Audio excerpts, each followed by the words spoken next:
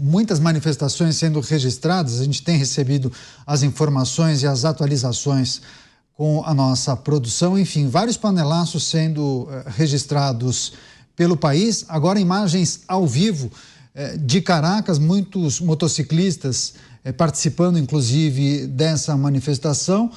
Parece à esquerda uma praça, um parque na cidade de Caracas, uma grande concentração de venezuelanos. Enfim, não somente em Caracas, em vários pontos da capital, muitas cidades também têm registrado essas passeatas e essas manifestações e protestos contra a proclamação da vitória de Nicolás Maduro pela autoridade eleitoral de lá, mesmo sem apresentar as atas completas que ratificariam esse resultado de 51% que dariam vitória a Nicolás Maduro.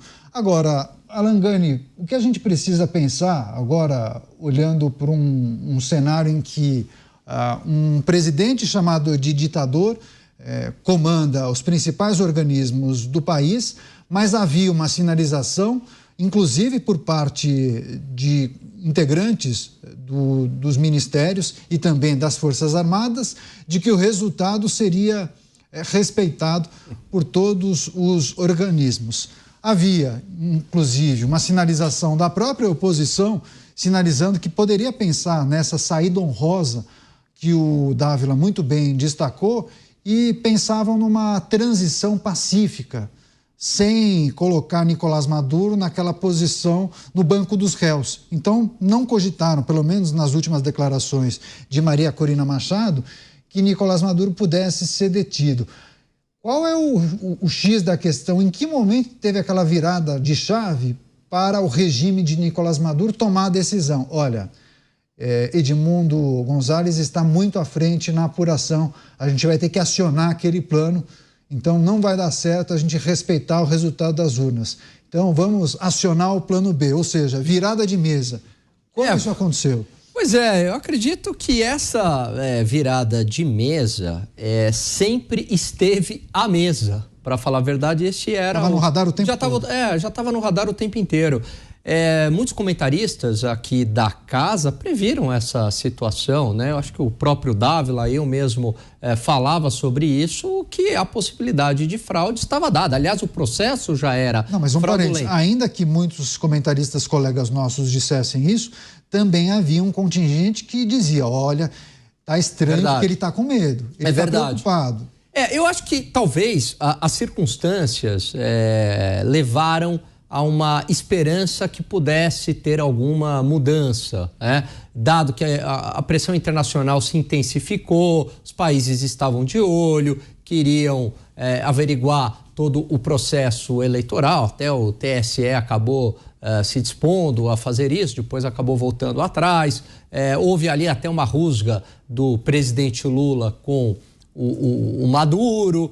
Então, talvez por essa vigilância maior internacional, por toda a situação de crise econômica que vive a Venezuela... Só não quero te interromper, mas olha que interessante essa placa. A mulher, ganhamos, fui testemunha, porque lá tem a figura da testemunha da urna, ou seja, é uma figura que tem que acompanhar o processo eleitoral. E ela dizendo, ganhamos. Da oposição, naturalmente, batendo panela, junto com esse grupo de pessoas, dizendo, eu fui testemunha, eu vi o processo eleitoral. Pode continuar. Não, perfeito. E aí acho que todas essas questões, né, somadas deram uma esperança que pudesse ser diferente e que talvez o Maduro aceitaria a derrota e teria uma saída honrosa. Mas a gente cantou essa bola aqui várias vezes dizendo que, peraí, ele não vai sair fácil. Um ditador, ele não larga o osso de maneira fácil. Inclusive, no programa acho que de quinta ou sexta, eu disse que teria 3 cenários. E um cenário seria a fraude, né? E com possível endurecimento do regime. Agora, era o momento mais ideal que pudesse ocorrer uma reviravolta. Infelizmente, não ocorreu. E aí, Caniato, tem algo que mostra para mim claramente uma fraude. Em algum lugar do mundo, um país com 74% de queda do PIB e uma inflação de 135 milhões por cento, alguém elegeria o presidente para continuar essa belíssima né? Condução da economia, 135 milhões por cento de inflação e 75% de queda do PIB. Alguém acha isso razoável? A população falou, não, a gente está bem aqui, 90% na extrema miséria, 7 a 8 milhões de refugiados. Não, vamos continuar que está indo muito bem. Gente, é só confrontar com a realidade, com essas imagens, não faz o menor cabimento, né? Agora, a questão houve fraude desde o início do processo e consolida agora. A pergunta que talvez seja mais difícil é como tirar o Maduro de lá. Esse é o ponto. E aí a gente vê muito a parte aqui de universitários, intelectuais, aplaudir, não, tem que respeitar, viva o Maduro e com piadinha, é porque não são vocês que estão lá, né? Nessa situação de miséria. É fácil falar isso sentado no sofá, assistindo Netflix, né?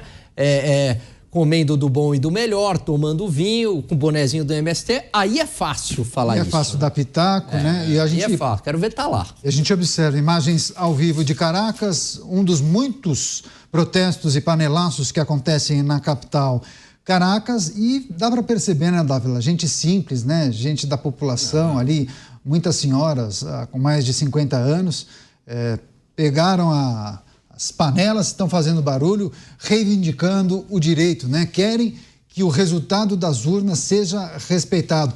Dávila, vou passar para você. Antes, eu só quero reforçar a informação que daqui a pouco a gente vai ter um pronunciamento dos integrantes da oposição, ao vivo aqui em Os Pingos nos Is, a produção monitorando. Daqui a pouco a gente vai trazer as imagens desse pronunciamento dos integrantes da oposição. Edmundo Gonzalez certamente estará, assim como Maria Corina Machado, daqui a pouquinho, ao vivo aqui em Os Pingos nos Is. Você, Dávila. Bom, o Gani colocou de uma forma muito clara, né? Ou seja, um país que está nesse desastre, com uma queda do PIB tão grande, mais de 80% da população vivendo no estado de miséria, é óbvio que ninguém quer a continuidade de um governo desse. E as pesquisas que foram feitas independentes daria mais ou menos uma vitória de 70-30. Ou seja, mesmo assim, 30% votaria nele, que já é um absurdo. Mas, então, assim, é clara a vitória do Edmundo Gonzalez. O problema é que essa vitória precisa ser reconhecida. Então, nós falamos aqui da população, essa mobilização cívica que é importante. Falamos aqui da importância da comunidade internacional se unir e não ser mais omissa em relação ao que está se passando na Venezuela. E aí tem um terceiro ator que é fundamental para essa virada de mesa, as Forças Armadas. Nós vamos ter que ter uma dissidência nas Forças Armadas capazes de colocar Maduro para fora. Porque não adianta só o movimento popular achar que vai derrubar um ditador que está entranhado no poder e tem toda a máquina do Estado. Aliás, essas imagens que nós vemos aí, um pouco de manifestação e tal, até isso faz parte do teatro do Maduro. Ou seja, deixar as pessoas, mostrar que tem democracia na Venezuela, mostra lá que tem manifestações e tal. O problema é o que vai acontecer com esse povo daqui a 3, 4 dias, se não vai começar a turma perseguir essa aí, não tem mais vale para comprar comida, prende, exila. Então, sim, a consequência disso nós só vamos saber daqui a alguns dias. Então, um pouco desse jogo da fachada democrática é isso aí, acabou a eleição, vamos deixar os opositores se manifestarem, isso aqui é uma democracia, afinal de contas, tal. Mas, no fundo, isso aí pode ter um enorme custo, como teve. Na última vez que a população enfrentou o governo, mais de 100 pessoas foram fuziladas pela força policial na Venezuela. Então, não é fácil. Então, assim, se não houver uma dissidência nas Forças Armadas, Maduro vai continuar no poder. Agora, é muito interessante essa reflexão que o Dávila traz para a nossa audiência. Agora, Dávila, claro, uma saída de Maduro não poderíamos creditar somente às manifestações da população, mas isso pode estimular e fomentar um processo maior que, inclusive, mexeria com a dinâmica das Forças Armadas, e aí que você coloca a necessidade de ter essa dissidência. Agora, e se houver uma escalada dessas manifestações e protestos para um cenário de caos social, sobretudo nas principais cidades, na capital Caracas, alguma coisa que fuja ao controle e que force a entrada das Forças Armadas, via Nicolás Maduro ou não. Esse também não seria um cenário de descontrole, mas que deixaria a administração de Maduro em xeque? Veja só, vamos pegar um outro caso onde ocorreu algo parecido, que foi no Egito, né? No Egito, o que aconteceu? O jogo virou contra a Irmandade Muçulmana quando um general importante, que é o Sisi, levantou com o exército e acabou, botou todo mundo na cadeia, acabou com a história, assumiu o poder, só que ele assumiu o poder.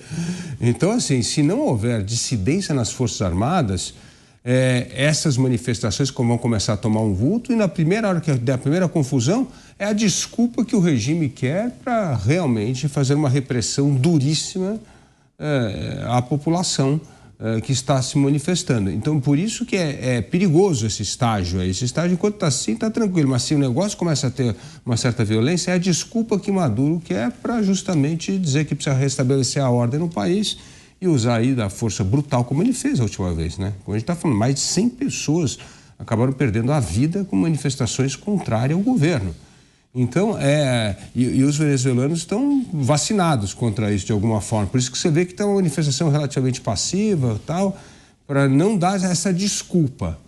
Então, vamos ver o que vai acontecer ao próximo ano. Precisa da pressão popular, precisa da pressão da comunidade internacional para aí criar essa dissidência nas Forças Armadas, a gente virar esse jogo e a Venezuela voltar a ser uma democracia e um país livre. Reforçando a informação, daqui a pouquinho, ao vivo, a oposição deve falar, deve realizar um pronunciamento. A gente vai trazer em detalhes as informações e também as imagens ao vivo dessa transmissão que será realizada daqui a pouquinho. Delegado Palumbo, queria pedir também sua reflexão, sua análise sobre esses protestos que acontecem na Venezuela, sobretudo na capital Caracas. Claro, um grande contingente de venezuelanos insatisfeitos, tristes.